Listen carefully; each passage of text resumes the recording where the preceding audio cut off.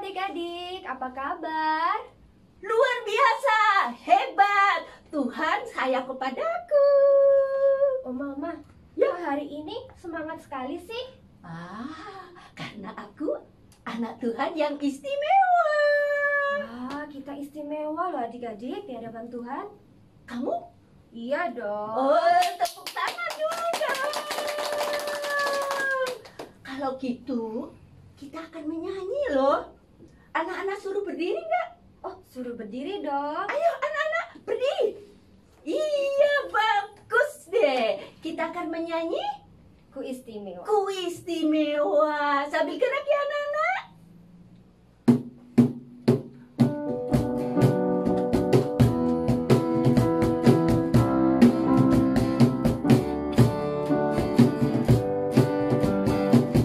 Dunia boleh katakanku tak berarti. Dunia boleh katakanku tak siapa-siapa. Tapi ku hanya dengan apa kata Yesus. Dia katakan ku istimewa.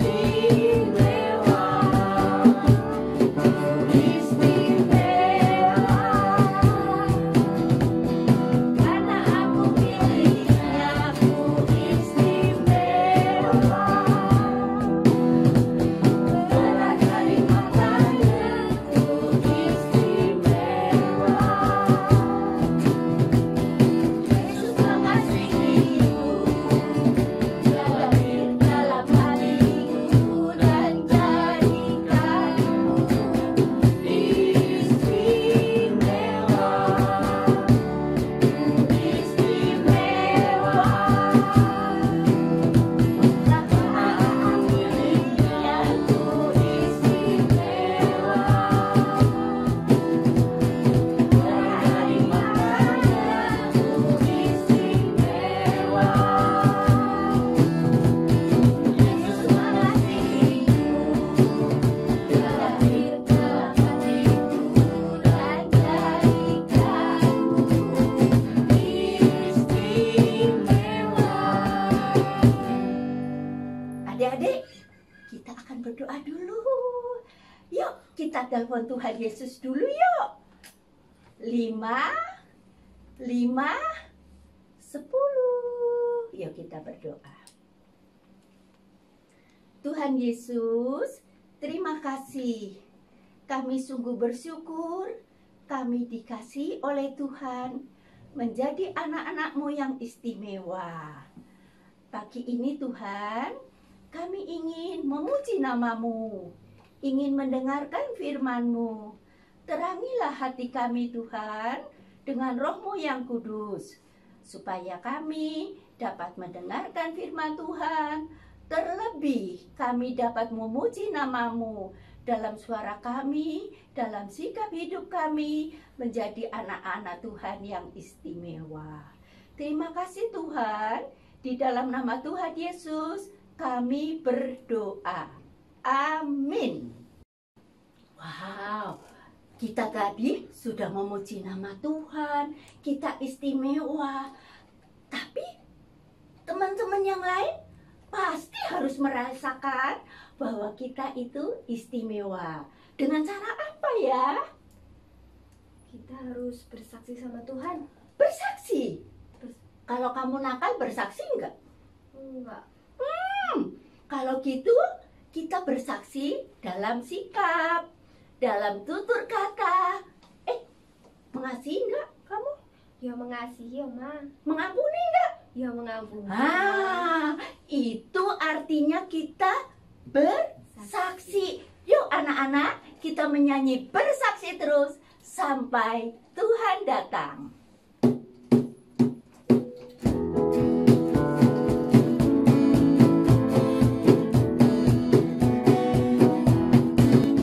Bersaksi terus sampai Tuhan datang. Bersaksi terus sampai Tuhan datang. Bersaksi, bersaksi, bersaksi, haleluya. Bersaksi terus sampai Tuhan datang.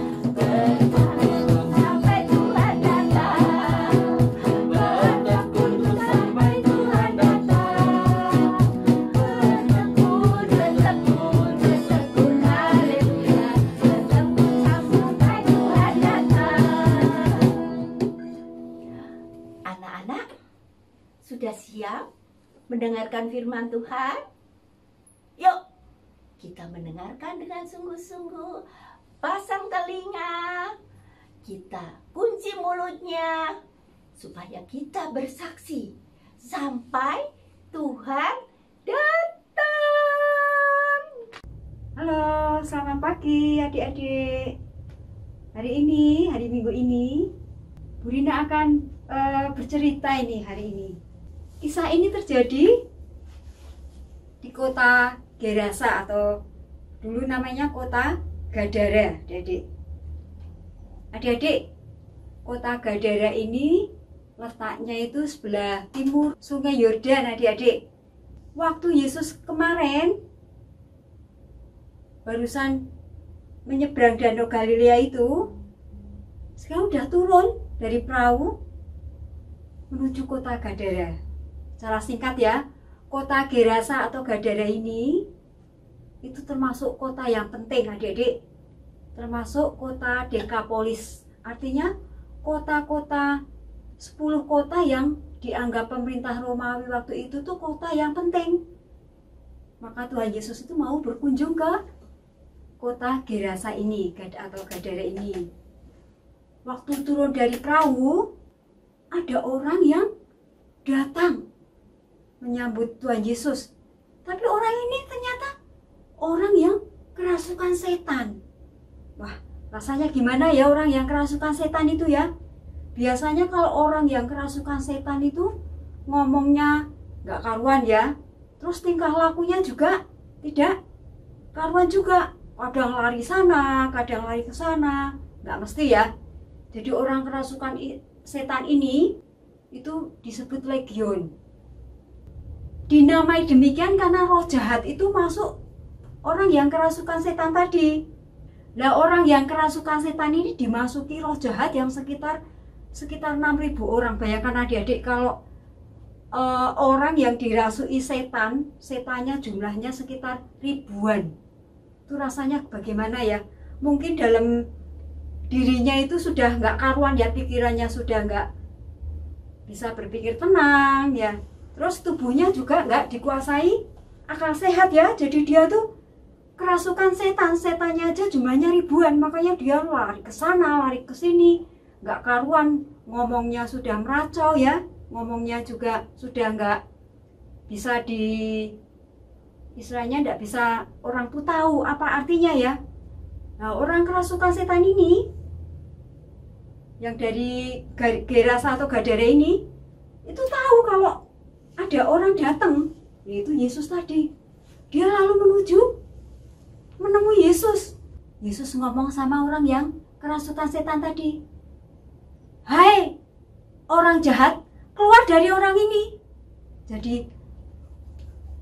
orang yang kerasukan setan tadi kaget ya. Dia kok digetak ya, dia apa? Dihardik sama Yesus. Yesus tahu apa yang terjadi dengan orang yang kerasukan setan tadi. Tahu dirinya mungkin udah puluhan tahun ya. Jadi dia mengusir roh jahat yang ada di tubuh orang yang kerasukan setan tadi. Dia juga apa? Gemeter ya. Karena belum tahu, dia takut ya. Dia takut, sekarang dia berlari lagi. Apa urusanmu dengan aku? Hai Yesus, anak Allah yang maha tinggi, demi Allah, jangan siksa aku. Dia takut, dia malah kenal ya sama Yesus. Kok dia tahu kalau itu Yesus ya? Jadi roh-roh jahat yang menguasai tubuh orang yang kerasukan tadi ya, orang kerasukan setan tadi, tahu kalau Yesus itu mau mengusir ya. Makanya dia takut kalau disiksa. Yesus tahu kalau orang yang kerasukan setan tadi, makanya apa? Dihardik sama Tuhan Yesus.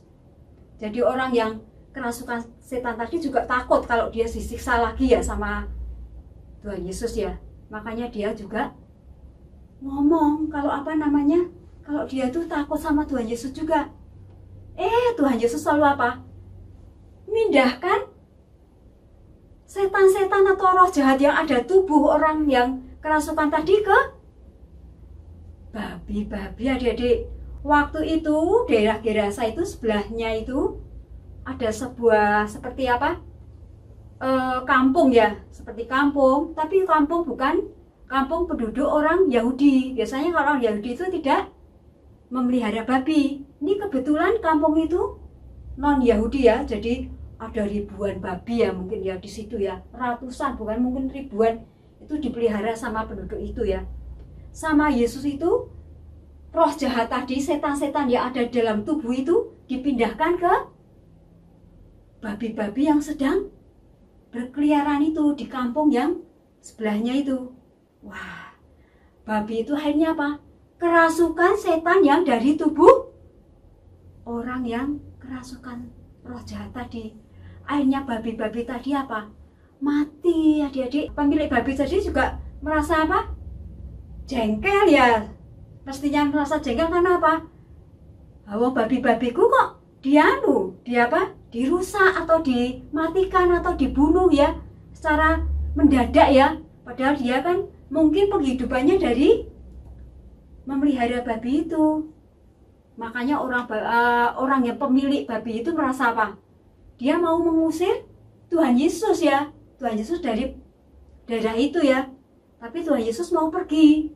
Tapi orang itu yang kerasukan setan tadi, dia mau ikut Tuhan Yesus. Karena dia merasa sudah waras, sudah bisa ngomong dengan baik ya, sudah pakaian rapi ya.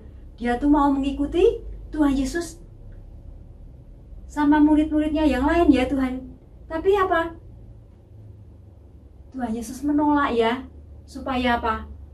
Orang yang kerasukan tadi ngomong sama teman-temannya, mungkin keluarganya ya, yang mengabaikannya, keluarga yang sudah lama tidak ngurus ya. Karena biasanya kalau orang gila, kalau orang edan atau orang kerasukan roh jahat, itu sama keluarganya itu dikucilkan ya, dibuang atau mungkin sudah diabaikan, mungkin sudah dianggap keluarga lagi. Tapi orang kerasukan tadi, jahat tadi sudah waras, jadi dia suruh kembali ke keluarganya, suruh memberitakan apa? Bahwa dia benar-benar sudah sehat, sudah waras, sudah bisa apa? Bercerita dengan apa, ngomong dengan baik, sudah apa? Sudah benar-benar menjadi orang yang lahir kembali atau hidup baru ya adik-adik ya. Jadi ini peristiwa bahwa kita itu harus bersaksi ya adik-adik ya. Seperti orang roh jahat tadi ya, orang yang kerasukan roh jahat tadi bersaksi kepada keluarganya. Jadi ini pengalaman kalau kita itu sudah ditolong oleh Tuhan dalam keadaan apapun, dimanapun, kapanpun, kita juga harus bersaksi kepada siapapun ya adik-adik ya. Kepada teman kita, kepada siapa? Keluarga kita ya, mungkin mama papa kita. Seberapa yang kita miliki ya adik-adik ya, seberapa peristiwa yang kita alami, walaupun itu peristiwa kadang-kadang tuh menyedihkan, kadang buat kita jengkel, membuat kita marah, membuat kita malu ya. Tapi adik-adik tetap percaya ya, bahwa kita juga punya Tuhan Yesus yang mau menolong kita, dan kita mau apa? Bersaksi. Itulah inti cerita hari ini. Demikian adik-adik, Tuhan Yesus memberkati. Amin. Adik-adik, tadi sudah mendengarkan firman Tuhan. Sungguh kita bersyukur kepada Tuhan yang begitu mengasihi kita, membuat kita istimewa, dan kita sebagai anak-anak yang istimewa harus bersaksi kepada orang lain supaya mereka mengenal Tuhan kita. Jangan lupa kita akan memberi persembahan, dan jangan lupa kita akan membuat aktivitas. Yuk, harus membuat aktivitas. Nanti tunjukkan kepada gurumu apa karya kalian. Tuhan memberkati. Dadah, sampai jumpa.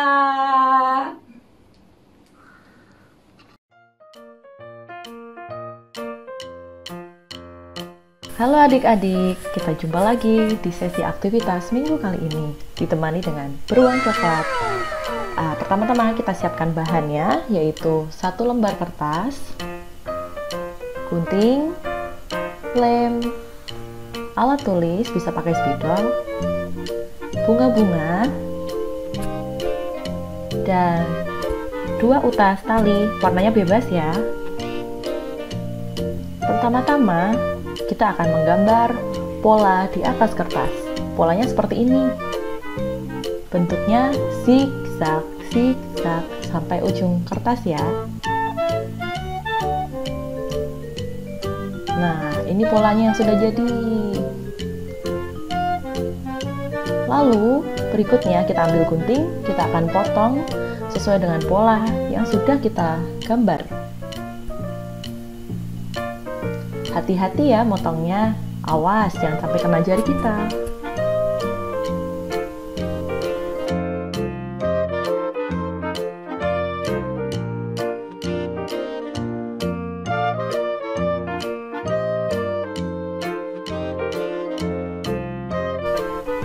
Jadi seperti ini. Yeay. Lalu langkah berikutnya kita tuliskan aku istimewa. Kata-kata aku bisa diganti dengan nama teman-teman semua ya.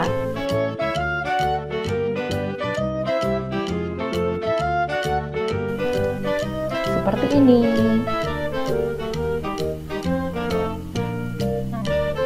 Langkah berikutnya kita ambil 2 utas tali yang sudah kita siapkan.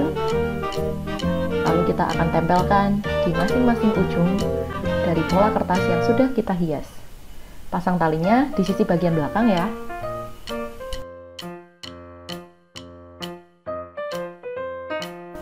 Pasang satunya juga, jangan lupa.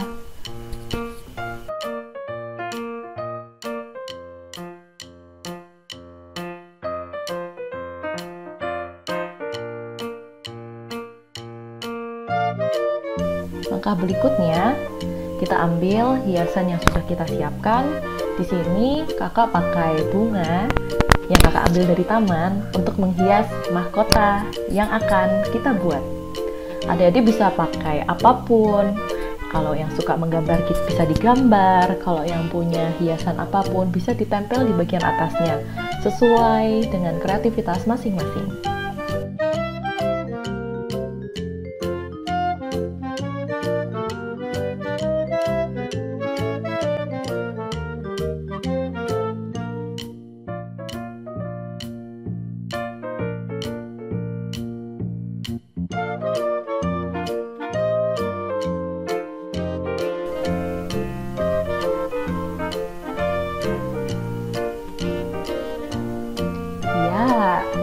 Sudah terpasang bunganya di atas mahkota yang mau jadi.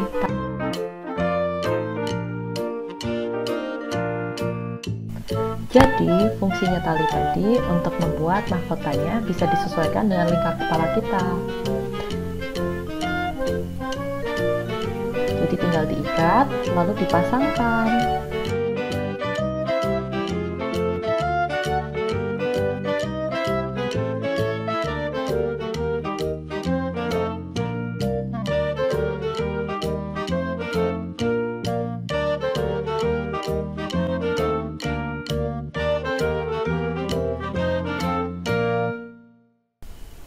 Jangan lupa adik-adik bisa foto dan minta papa dan mama untuk upload di sosial media, untuk upload di Instagram, dan jangan lupa untuk tag ka.gki Pajajaran. Nah, mahkotanya sudah jadi dengan tulisan aku istimewa. Sampai jumpa adik-adik. Kita akan berjumpa lagi di aktivitas minggu depan dengan kreativitas lainnya. Selamat hari Minggu, Tuhan Yesus memberkati.